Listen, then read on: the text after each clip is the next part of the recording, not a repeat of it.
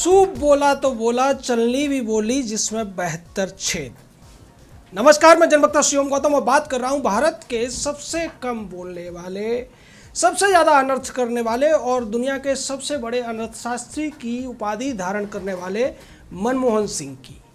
जो सोनिया के गुलाम की तरह भारत की सरकार चलाते रहे 10 साल। और उन दिनों में चीन ने भारत के एक बहुत बड़े भूभाग पर कई बार में कब्जा कर लिया। आज वही मनमोहन सिंह भारत के प्रधानमंत्री नरेंद्र मोदी को ये कहने की कोशिश कर रहे हैं कि वो झूठ के पैबंद लगाकर सच्चाई को छिपाने की कोशिश न करें, सच्चाई को स्वीकारें और सेना के जवानों ने जो बलिदान दिया है उसकी सही तरीके से हिसाब लें और चीन के साथ उसकी चिकनी चुपड़ी बातों में न आए। ये बातें वो व्यक्ति कर रहा है जब 2013 में दौलत बेग ओल्डी के आसपास चीन ने भारतीय भूमि को कब्जाने की बहुत बड़ी कोशिश की थी और तमाम अपनी पलटन वहाँ लगा दी थी। उसके बाद मनमोहन सिंह ने यह बयान दिया था कि चीन के साथ जो विवाद चल रहा है उसे मीडिया तूल देने की कोशिश न करे, चीन हमारी किसी सीमा पर अतिक्रमण नहीं कर रहा है।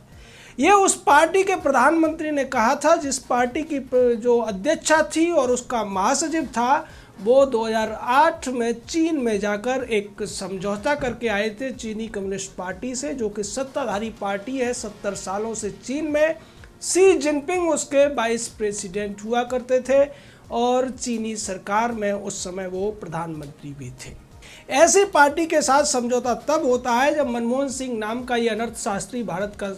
प्रधानमंत्री होता है। और इसके काले कारनामों को तो खोल दिया था लद्दाख के सांसद जामग्याल सेरिंग नामग्याल ने। उन्होंने स्पष्ट तौर पर बताया था कि किस तरीके से मनमोहन सिंह के ज़माने में भारत की बहुत बड़े भूभाग को, जो लद्दाख का हिस्सा था, चीनियों ने कब्जा लिया था और मनमोहन की सरकार उस पर चुप्पी साधे बैठी रही थी। लेकिन मनमोहन के इस लेटर जो उसने लिखा है और प्रधानमंत्री को सलाह देने की कोशिश की है, इसका करारा जवाब दिया जगत प्रकाश नड्डा ने, जो भारतीय जनता पार्टी के अध्यक्ष हैं। और उन्होंने एक एक बात में मनमोहन को बता दिया है कि मनमोहन सिंह, अगर इसी तरीके की तुम्हारी सोच और इतनी तत्परता तुमने प्रधानमंत्री रहते दिखाई होती तो शायद देश का हाल कुछ और रहा होता। आपने उस समय केवल अपनी ईमानदारी भी नहीं दिखाई, न निष्ठा दिखाई, जिसकी सलाह तुम प्रधानमंत्री को देते हुए नजर आ रहे हो। जगत प्रकाश नड्डा ने कई सारे जवाब दिए हैं मनमोहन नाम के इस व्यक्ति को, जो कि भारत का प्रधानमंत्री भी रह चुका है दुर्भाग्य से। और इसी प्रधानमंत्री के कार्यकाल में भारत सरकार का बहुत बड़ा नुकसान हर क्षेत्र में हुआ। भ्रष्टाचार के तमाम अंबार लगा दिए गए, भारतीय सीमाओं के अंदर चीनी घुसे और उन्होंने बहुत बड़ी भूभाग पर कब्जा कर लिया। जगत प्रकाश नड्डा ने कहा कि मनमोहन सिंह, आप उसी पार्टी से संबंध रखते हो जिसने 43,000 किलोमीटर का भारतीय भूभाग चीनियों को सौंप दिया, जिसमें अक्साई चीन का वो बड़ा हिस्सा भी शामिल है जो जवाहर ने दिया था। और उसके बाद तुम्हारे कार्यकाल में भी बहुत बड़ा हिस्सा चीनियों ने कब्जा कर लिया। और यूपीए की गवर्नमेंट जो जिसके आप मुखिया रहे, उसने जिस तरीके से सामरिक दृष्टि से जो महत्वपूर्ण स्थान थे उनको पूरी तरीके से चीन को सौंप दिया था। एक तरीके से आत्मसमर्पण करते हुए आप निरीह बनते हुए नजर आते थे उस चीन के सामने जिसके साथ तुम्हारी पार्टी का समझौता था। आगे जगत प्रकाश नड्डा कहते हैं कि इतना बड़ा सरेंडर करने वाला व्यक्ति आज भारत सरकार को सलाह दे रहा है और भारतीय सेनाओं पर बार बार सवाल उठा रहा है और अपने आकार राहुल गांधी की हाँ में हाँ मिला रहा है, जो सीधे तौर पर सेना का अपमान है, सैनिकों का अपमान है और सेना के बलिदान का अपमान है, राष्ट्र का भी अपमान है। इससे आपको बचना चाहिए। और आगे जगत प्रकाश नड्डा ने कहा कि कांग्रेस पार्टी और मनमोहन सिंह दोनों को समझ लेना चाहिए कि इस तरीके की अपमानजनक टिप्पणियां करने से बाज आएं, चीन के सरकारी अखबारों वाली भाषा बोलने से बाज आए और चीन के दावों को अपनी तरफ से करने से आपको बाज आना चाहिए। अगर आपके अंदर थोड़ी बहुत भी राष्ट्र के प्रति सम्मान बचा है, थोड़ी बहुत गैरत बची है, तो आप इस तरीके की बातें नहीं करेंगे। वास्तव में मनमोहन सिंह के बारे में ये कहा जाता है कि ये ऐसे व्यक्ति हैं जिनकी रीढ़ की हड्डी का पता नहीं चलता है, क्योंकि ये मनमोहन सिंह इतने पढ़े लिखे होने के बावजूद, आरबीआई के गवर्नर होने के बावजूद एक ऐसी महिला के इशारों पर 10 साल तक सत्ता चलाते रहे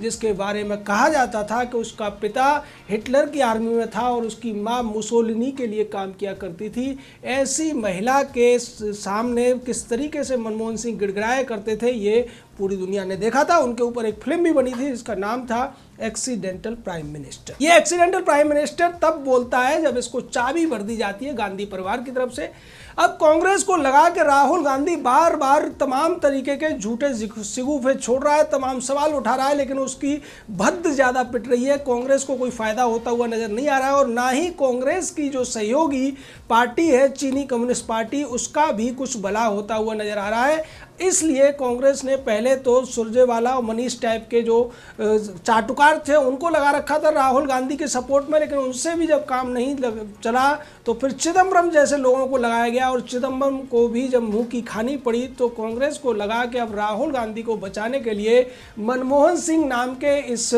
कठपुतली पूर्व प्रधानमंत्री को लगाया जाए, क्योंकि लोग बुजुर्ग होने के नाते और मीडिया वाले भी इसको भारत का पूर्व प्रधानमंत्री होने के नाते इसकी बात को सच मान लेंगे। लेकिन ये वही मीडिया है जिसने उस बयान को छापा था जिसमें मनमोहन सिंह ने ये कहा था कि चीन के साथ विवादों को आपको तूल नहीं देना चाहिए, चीन के साथ कोई बहुत बड़ा विवाद नहीं है और इस तरीके के विवाद चलते रहते हैं। ऐसी कुछ बात कहने की कोशिश की थी मनमोहन सिंह ने। और चीन ने जिस तरीके से 15 अप्रैल की एक घटना है, 15 अप्रैल 2013 की, जब चीन ने भारत का बहुत बड़ा भाग 19 किलोमीटर भीतर घुसाई थी चीनी सेना, और तब प्रधानमंत्री होते हुए मनमोहन सिंह ने कहा था कि इस मामले को तूल देने की जरूरत नहीं है। और आज की स्थिति की अगर तुलना करें तो आज की स्थिति में चीनी सेना LAC के इस पार नहीं है। इस बात को भारतीय प्रधानमंत्री भी कह चुके हैं, भारत की सेना भी कह चुकी है, भारत के रक्षा मंत्री भी कह चुके हैं और सैटेलाइट की भी जो तस्वीरें हैं वो स्पष्ट तौर पर दिखाती हैं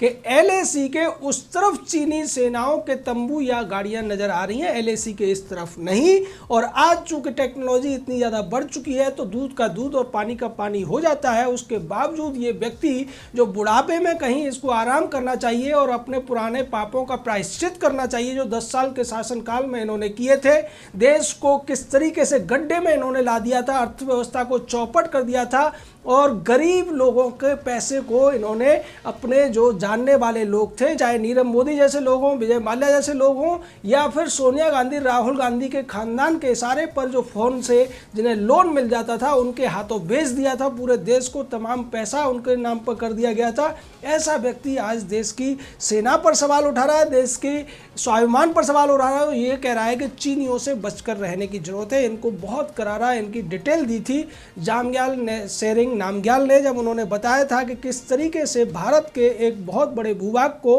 उन्होंने बाकायदा डिटेल में दिया था कि कांग्रेस के शासनकाल में भारत का 43,000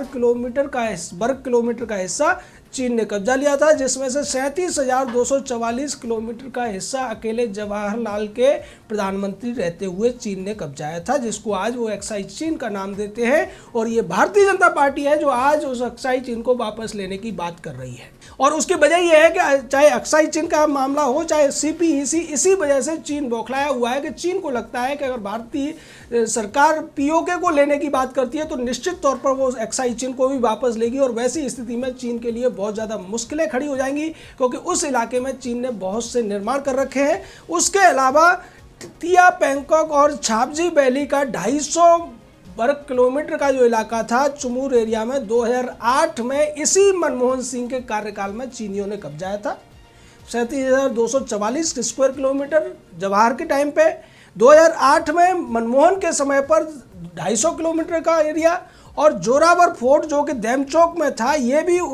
2008 में PLA ने इसको कब्जा कर लिया था और अपना जो ऑब्जर्वर पॉइंट था 2012 में वो इसने दिखाया था। उसके बाद वहाँ 13 सीमेंटेड मकान बना दिए थे और तब भी भारत का प्रधानमंत्री यही कठपुतली जैसा व्यक्ति था। उसके अलावा एक और इंडिया लॉस्ट डूम चैली, आगे बताते हैं कि डूम चैली नाम की जो जगह है जो दुमती और देमचौक में है, ये भी 2008 और 9 में इन्हीं मनमोहन के कार्यकाल में चीनियों ने कब्जा ली थी, जब ये कहा करते थे कि चीनियों से ज़्यादा घबराने की ज़रूरत नहीं है, इन मामलों को तूल देने की ज़रूरत नहीं है, चीनी जो कर रहे हैं वो बहुत अच्छा कर रहे हैं।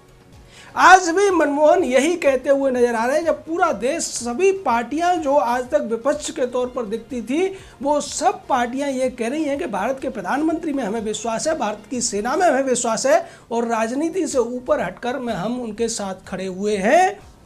उसके बावजूद ये कांग्रेस पार्टी अपना पुराना समझौता निभाती हुई ही नजर आ रही है, जो इसने चीनी कम्युनिस्ट पार्टी से किया था, शी जिनपिंग के मौजूदगी में किया था, राहुल गांधी सोनिया की मौजूदगी में, आनंद शर्मा की मौजूदगी में किया था। उसी समझौते पर आज भी ये चलते हुए नजर आ रहे हैं, जिसमें ये कहा गया था कि अंतर्राष्ट्रीय स्तर की जानकारियों को दोनों पार्टियां एक दूसरे से साझा करेंगी। अब आप समझ लीजिए कि देश के लिए न सोचकर ये पूरी की पूरी पार्टी आज चीनियों के लिए सोच रही है, चीनियों को अच्छी लगने वाली बातें कर रही है। लेकिन सबसे ज़्यादा शर्मनाक और सबसे बड़ी अफसोस की बात यह है कि अब गांधी परिवार के साथ इसमें भारत का पूर्व प्रधानमंत्री भी शामिल हो गया है, जिसको लोग अभी तक ईमानदार मानने की भूल किया करते थे। अब उन्हें समझ लेना चाहिए कि ये व्यक्ति कितना ईमानदार रहा होगा, जो सोनिया और राहुल के इशारों पर जिस तरीके के काम ये कर चुका है, अभी तक उन कामों को देश भुला नहीं सका है। लेकिन उसके बावजूद ये व्यक्ति भारत की सेना पर सवाल उठा रहा है, क्योंकि अगर मनमोहन ये कहते हैं कि भारतीय सीमाओं के अंदर चीनी घुस गए हैं या उसको लेकर प्रधानमंत्री झूठ बोल रहे हैं, तो सीधे तौर पर यह भारतीय सेनाओं पर सवाल उठाया जा रहा है, उनको अक्षम बताने की कोशिश हो रही है कांग्रेस की तरफ से, जबकि भारतीय सेनाएं पूरी तरह सक्षम है। ये पहली बार है कि भारतीय सेनाओं ने आंखों में आंखें डालकर चीनियों को उनकी औकात बताई है, और जिस तरीके से 300 भारतीय सैनिकों के खिलाफ 2000 से ज़्यादा चीनी आ गए थे, और उसके बावजूद भारतीय सैनिकों ने हाथों और मुक्कों से ही उन चीनियों को यमलोक पहुंचा दिया था। उसके बावजूद कांग्रेस पार्टी आज चीन की प्रवक्ता बनी हुई नजर आ रही है, और अब उस कड़ी में मनमोहन का नाम भी जुड़ गया है। ये बहुत शर्मनाक है। जय हिंद, जय भारत।